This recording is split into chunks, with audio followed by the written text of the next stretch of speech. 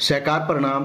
सहकार साथियों, आज के इस वीडियो में हम इंटरनेशनल कोऑपरेटिव ईयर 2025 यानी कि अंतर्राष्ट्रीय सहकारिता वर्ष 2025 के बारे में चर्चा करेंगे।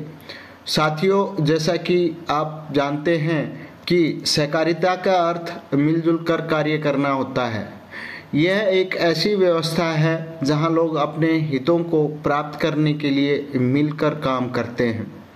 यह स्वैच्छिक संगठन होता है जिसमें सभी सदस्य समान आर्थिक, सामाजिक या सांस्कृतिक लक्ष्यों को प्राप्त करने के लिए एकजुट होते हैं। उदाहरण के तौर पर अगर सहकारी संस्थाओं के उदाहरण की बात करें तो सहकारी बैंक, सहकारी कृषि, सहकारी आवास, सहकारी उपभोक्ता स्टोर, सहकारी परिवहन, सहकारी दूध समितियां, सहकारी उर्वरक, सहकारी बीज आदि आदि हैं। साथियों, सहकारिता के मुख्य सिद्धांतों की अगर हम चर्चा करें तो मुख्यतः स्वयं सहायता, आत्मनिर्भरता, सामूहिक हित, लोकतांत्रिक नियंत्रण, समानता, भागीदारी, शिक्षा, प्रशिक्षण और सूचना सहकारिता के मुख्य सिद्धांत हैं। और अगर लाभ की चर्चा करें तो इसमें आर्थिक विकास, सामाजिक न्याय, सामुदायिक विकास, पर्यावरण संरक्षण और स्वतंत्रता इत्यादि है। कहने का अभिप्राय यह है कि सहकारिता एक महत्वपूर्ण व्यवस्था है जो लोगों को मिलकर काम करने और अपने हितों को प्राप्त करने में मदद करती है। यह आर्थिक, सामाजिक और सामुदायिक विकास में एक महत्वपूर्ण भूमिका निभाती है। साथियों, इसी के मध्य दृष्टि रखते हुए 2025 संयुक्त राष्ट्र अंतर्राष्ट्रीय सहकारिता वर्ष यानी कि IYC को आधिकारिक तौर पर भारत के नई दिल्ली में ICA वैश्विक सहकारी सम्मेलन और आम सभा में लॉन्च किया गया। सम्मेलन में 100 से अधिक देशों के प्रतिनिधियों ने भाग लिया, जिन्होंने चर्चा की कि कैसे सहकारी समितियां सभी के लिए समृद्धि का निर्माण करती हैं, जिसमें 4 सम्मेलन स्तंभों पर ध्यान केंद्रित किया गया। सहकारी पहचान की पुष्टि करना, सहायक नीतियों को सक्षम बनाना, मजबूत नेतृत्व विकसित करना और एक टिकाऊ भविष्य का निर्माण करना। यह इतिहास में दूसरी बार है कि संयुक्त राष्ट्र ने सहकारिता को एक अंतर्राष्ट्रीय वर्ष समर्पित किया है, और यह महज संयोग नहीं, सभी समुदायों के प्रति चिंता से प्रेरित होकर सहकारिताओं ने हमारे समय की उभरती चुनौतियों पर सफलतापूर्वक काबू पाया है और पूरे इतिहास में बार बार ये दिखाया है कि हम सब मिलकर वास्तव में एक बेहतर विश्व का निर्माण कर रहे हैं। सहकारिता सभी के लिए बेहतर भविष्य का निर्माण करती है, यानी कि cooperatives build a better world. इसी थीम के साथ सहकारिता अंतर्राष्ट्रीय वर्ष मनाया जा रहा है। इस बारे में राज्य सरकारों और केंद्रीय सरकार द्वारा अंतर्राष्ट्रीय सहकारिता वर्ष में सहकारिता आंदोलन को मजबूत दिशा प्रदान करने के लिए तथा कॉपरेशन अमंग कोऑपरेटिव्स को शक्तिशाली बनाने के लिए कई तरह की योजनाओं को क्रियान्वयन विभिन्न मंत्रालयों के सहयोग से युवा शक्ति को रोजगार युक्त आत्मनिर्भर बनाने के लिए प्रयास किए जा रहे हैं तथा इस उद्देश्य से कार्य किया जा रहा है कि सहकारिता का लाभ पंक्ति में खड़े अंतिम व्यक्ति तक पहुंच सके और आत्मनिर्भर और समर्थ समाज, राज्य, देश और विश्व का निर्माण हो सके। इसमें अगर प्रारंभिक तौर पर हम चर्चा करें जो कार्य किए जा रहे हैं उनके बारे में अगर हम चर्चा करें तो निम्न प्रकार से हैं। सबसे पहले कंप्यूटरीकरण के माध्यम से पैक्स समितियों को मजबूत बनाना। साथियों, अगर राष्ट्र की बात करें तो कुल 63,000 पैक्स एक ही राष्ट्र सॉफ्टवेयर नेटवर्क से नाबार्ड के साथ जोड़ा जा रहा है।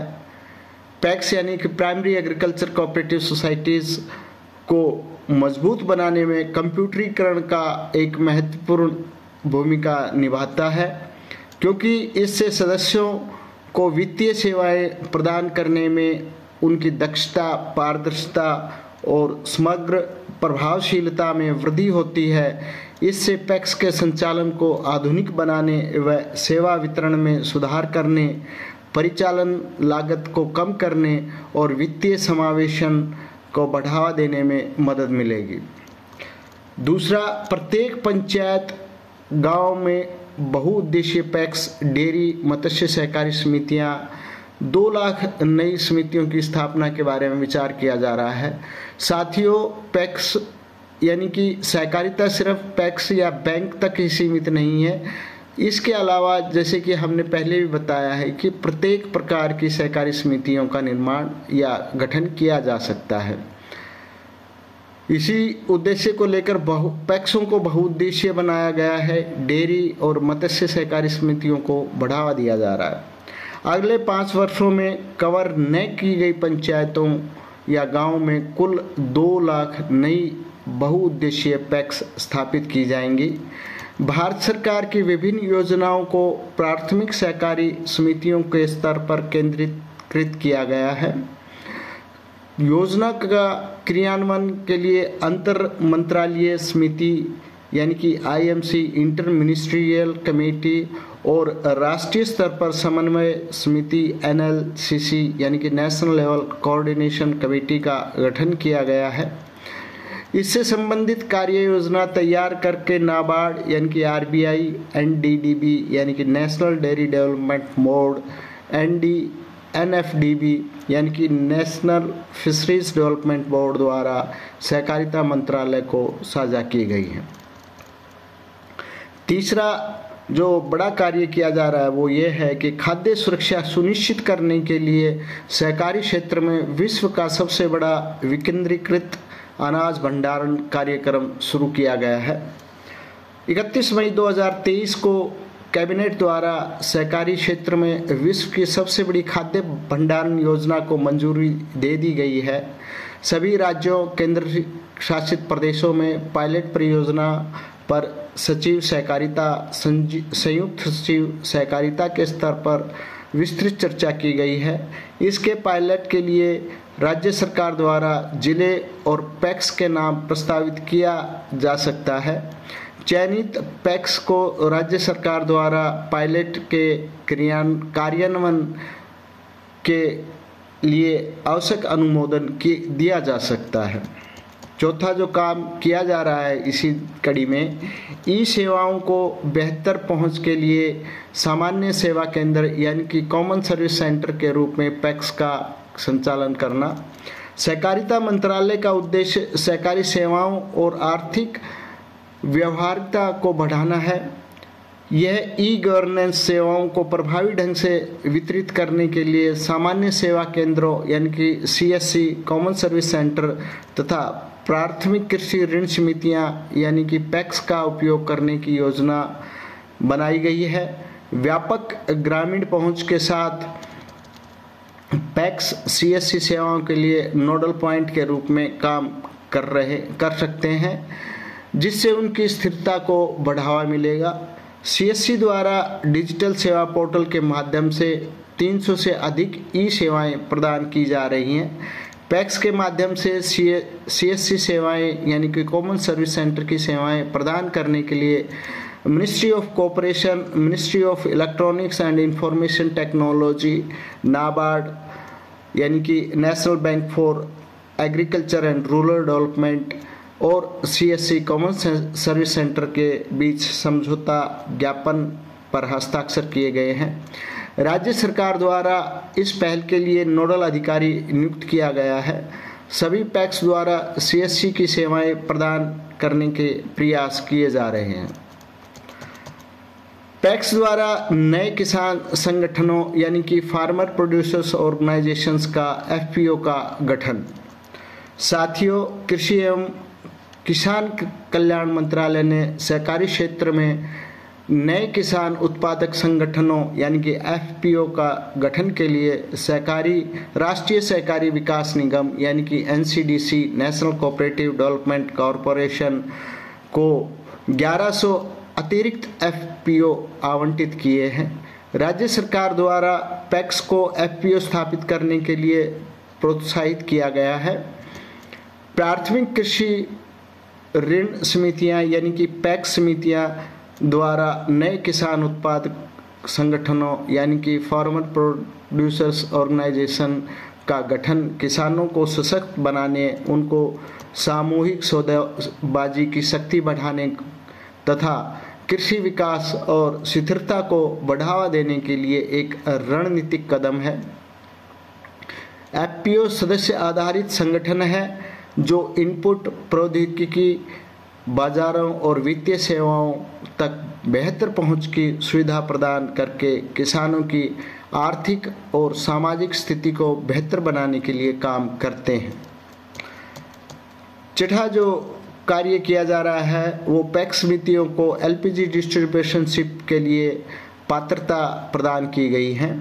पेट्रोलियम मंत्रालय पैक्स को एलपीजी डिस्ट्रीब्यूटरशिप के लिए पात्र बनाने के लिए नियमों में बदलाव किया गया है।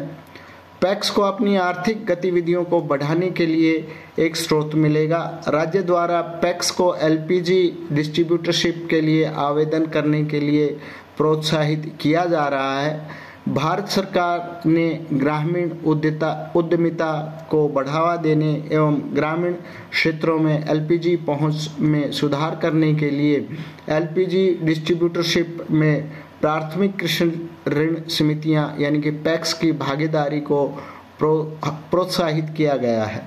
पैक्स कुछ शर्तों और मानदंडों के अधीन एलपीजी डिस्ट्रीब्यूटरशिप के लिए चयन क्रिया में भाग लेने के लिए पात्र है। नई पेट्रोल डीजल डीलरशिप में पैक्स को प्राथमिकता दी गई है तथा थोक उपभोक्ता पेट्रोल पंप यानी कि बल्क कंज्यूमर पेट्रोल पंप को रिटेल आउटलेट में बदलने की अनुमति दी गई है। पेट्रोल डीजल डीलरशिप के आवंटन में पैक्स को प्राथमिकता दी जा रही है। पेट्रोलियम तथा प्राकृतिक गैस मंत्रालय ने पेट्रोल डीजल के लिए नियमित एवं ग्रामीण खुदरा दुकानों के लिए संयुक्त श्रेणी 2 यानी कि CC2 में पैक्स को आरक्षण प्रदान करने के लिए अपने दिशा निर्देशों में संशोधन किया गया है। इसके अलावा पेट्रोलियम मंत्रालय ने पैक्स की मौजूदा थोक पेट्रोल डीजल पंपों को खुदरा दुकानों में बदलने के एक मुफ्त विकल्प दिया गया है। यह ईंधन खुदरा क्षेत्र में पैक्स की भागीदारी के प्रति नीति में महत्वपूर्ण बदलाव को दर्शाता है। साथियों, ग्रामीण स्तर पर जेनेरिक दवाओं तक पहुंच के लिए जन औषधि के केंद्र के रूप में पैक्स समितियों को बढ़ावा दिया जा रहा है। ग्रामीण स्तर पर जेनेरिक दवाओं तक पहुंच के लिए प्राथमिक कृषि ऋण समितियां यानी पैक्स को जन औषधि केंद्र के रूप में उपयोग करना ग्रामीण क्षेत्रों में स्वास्थ्य सेवाओं एवं दवा की उपलब्धता में सुधार के लिए एक आशाजनक पहल है। भारत सरकार द्वारा फार्मास्यूटिकल विभाग ने पैक्स को जन औषधि केंद्र खोलने की पात्रता दी गई है। देश भर में ए श्रेणी ऑडिट वाले 2000 पैक्स की पहचान करके पैक्स जन औषधि केंद्र खोले गए हैं। पात्र पैक्स को जन औषधि केंद्र खोलने के लिए आवेदन करने के लिए राज्य सरकार द्वारा प्रोत्साहित किया जा रहा है। नवा उर्वरक वितरण यानी कि फर्टिलाइजेशन डिस्ट्रीब्यूशन केंद्र के रूप में पैक्स, रसायन एवं उर्वरक मंत्रालय ने पैक्स को उर्वरक वितरण के लिए कार्य से जोड़ने की सहमति दे दी है। पैक्स अब प्रधानमंत्री किसान समृद्धि केंद्र यानी कि PMKSK के रूप में भी कार्य कर सकते हैं। इसके अतिरिक्त पैक्स जैविक उर्वरकों यानी कि बायो ऑर्गेनिक फर्टिलाइजर्स की आपूर्ति और विपणन श्रृंखला में थोक विक्रेता, खुदरा विक्रेता के रूप में भी कार्य कर सकते हैं। पैक्स को इन पहलों में शामिल होने के लिए आवेदन करने के लिए प्रोत्साहित किया जा रहा है। नंबर 10, पैक्स स्तर पर पीएम कुसुम योजना का अभिसरण यानी कन्वर्जेंस सहकारिता मंत्रालय व नवीन एवं नवीनकरण ऊर्जा मंत्रालय ने पंचायत स्तर पर विकेंद्रीकृत सौर ऊर्जा संयंत्र स्थापित करने के लिए सहयोग किया गया है। पैक्स से जुड़े किसान कृषि डीजल पंपों की जगह कृषि जल पंप लगा सकते हैं और अपनी ज़मीन के किनारे फोटोवोल्टिक मॉड्यूल लगाकर अपनी ऊर्जा सुरक्षा सुनिश्चित कर सकते हैं। नंबर 11, पैक्स को पानी समिति के रूप में शामिल करना।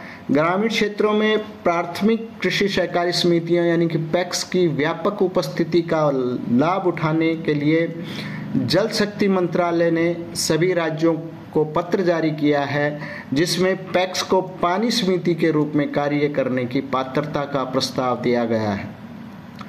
यह पदनाम उन्हें ग्रामीण क्षेत्रों में पाइप जलापूर्ति परियोजनाओं के संचालन और रखरखाव पहलुओं की देखरेख की जिम्मेदारी लेने के लिए सशक्त करेगा। इस रणनीतिक कदम का उद्देश्य ग्रामीण क्षेत्रों में जल आपूर्ति योजना की दक्षता को बढ़ाना है, साथ ही साथ पैक्स सदस्यों के लिए नए रोजगार के अवसर प्रदान करना है। जो दूसरे कदम जो राष्ट्रीय स्तर पर इंटरनेशनल कोऑपरेटिव ईयर्स के दौरान उठाए जा रहे हैं वो निम्न प्रकार हैं। राष्ट्रीय स्तर पर 3 बहुराज्यीय सहकारी समितियां यानी कि मल्टी स्टेट कोऑपरेटिव सोसाइटीज का गठन किया गया है। नंबर 1, निर्यात के लिए नई राष्ट्रीय स्तर की बहुराज्यीय सहकारी समिति यानी कि national level multi state cooperative society for export NCEL सहकारी क्षेत्र में निर्यात को बढ़ावा देने के लिए एक अम्ब्रेला संगठन के रूप में एक नई राष्ट्रीय सहकारी निर्यात लिमिटेड यानी NCEL की स्थापना की गई है। जिला राज्य स्तरीय राष्ट्रीय स्तर के फेडरेशंस और बहुराज्यीय सहकारी समितियां सहित प्राथमिक से लेकर राष्ट्रीय स्तर की सहकारी समितियां इसकी सदस्य बन सकती हैं।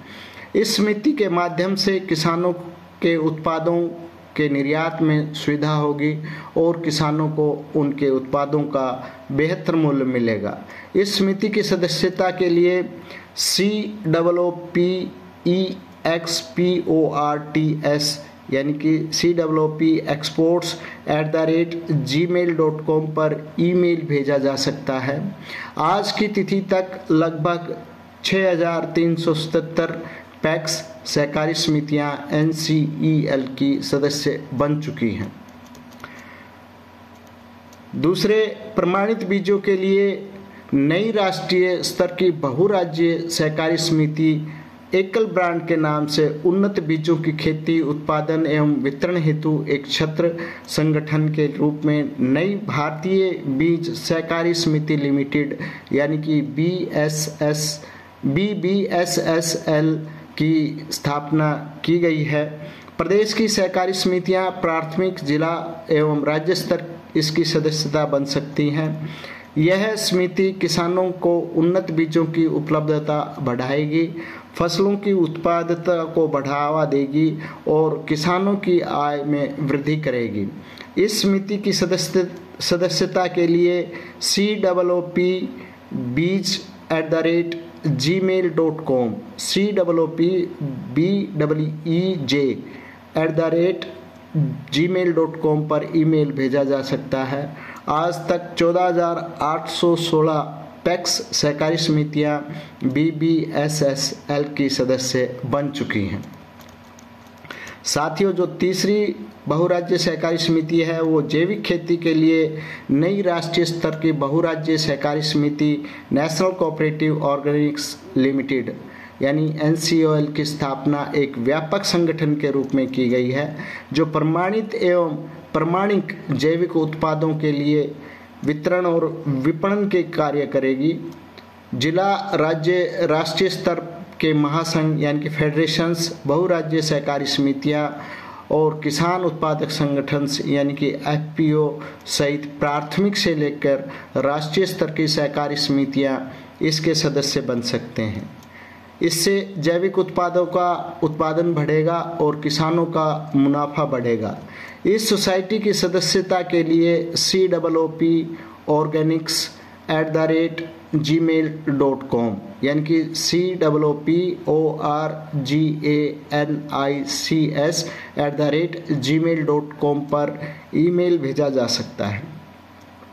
आज तक 4757 पैक्स सहकारी समितियां NCOL की सदस्य बन चुकी हैं।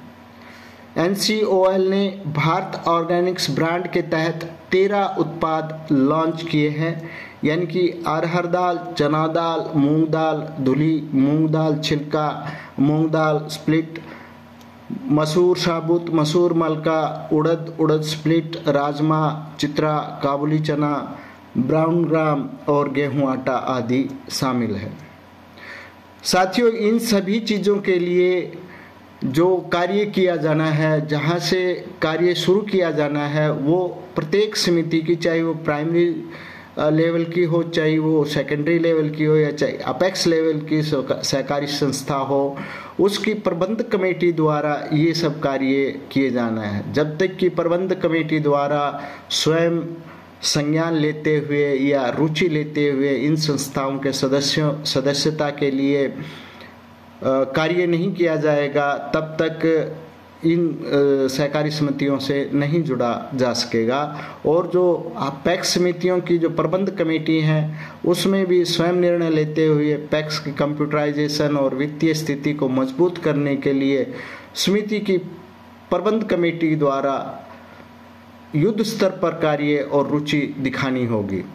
सहकारी क्षेत्र में शिक्षा और प्रशिक्षण की बात करें तो त्रिभुवन सहकारी विश्वविद्यालय की स्थापना इसी वर्ष की गई है। सहकारी क्षेत्र का नियोजित विकास एवं सशक्तिकरण प्रशिक्षित जनशक्ति से ही संभव है, जिसके लिए सहकारी शिक्षा, प्रशिक्षण, परामर्श, अनुसंधान एवं विकास के लिए राष्ट्रीय सहकारी विश्वविद्यालय की स्थापना की गई है। यह विश्वविद्यालय प्रशिक्षित जनशक्ति को सतत, पर्याप्त और गुणवत्तापूर्ण आपूर्ति सुनिश्चित करेगा तथा विद्यमान कार्मिकों की क्षमता निर्माण के लिए कार्य करेगा। यह विश्वविद्यालय सहकारी क्षेत्र में अपनी तरह का पहला विशिष्ट विश्वविद्यालय है। साथियों, सहकारिता क्षेत्र में अपार संभावनाएं हैं। रोजगार तथा आत्मनिर्भर रहने के लिए प्रत्येक स्तर पर लाभ उपलब्ध है, परंतु शर्त यह है कि आपकी इच्छा शक्ति और आपकी भावना मजबूत होनी चाहिए। सहकारिता क्षेत्र में जुड़ने के लिए सबसे बड़ी बात यह है कि आप एक ग्रुप बनाकर, अपना समूह बनाकर एक समान उद्देश्य के लिए प्राप्ति के लिए कार्य कर सकते हैं। और सबसे बड़ी बात यह है कि उस उद्देश्य में सभी व्यक्तियों की एक ही भावना रहनी चाहिए कि रहे भावना मेरी ऐसी कि सत्य सरल व्यवहार करूं, बने जहां तक इस दुनिया में औरों का उपकार करूं। अगर इस उद्देश्य के साथ, भावना के साथ सभी सदस्य कार्य करेंगे तो कोई कारण नहीं है कि सहकारी समिति सफल ना हो और सहकारी समिति से जुड़े प्रत्येक सदस्य समर्थ ना हो। धन्यवाद। जय हिंद, जय सहकार।